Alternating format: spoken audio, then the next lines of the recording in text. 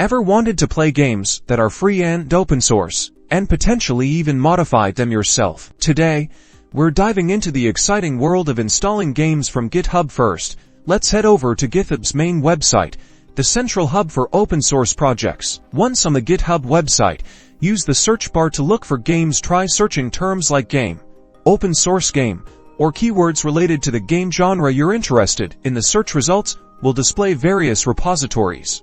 Click on a repository that looks interesting. Within the repository, you'll find the game source code, assets, and hopefully, instructions on how to install it. Focus on finding the README file. The README file is your best friend.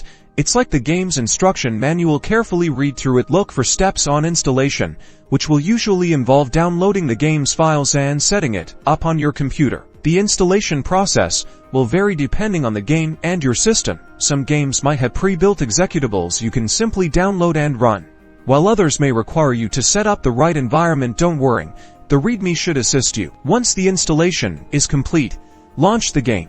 You've successfully installed a game from GitHub.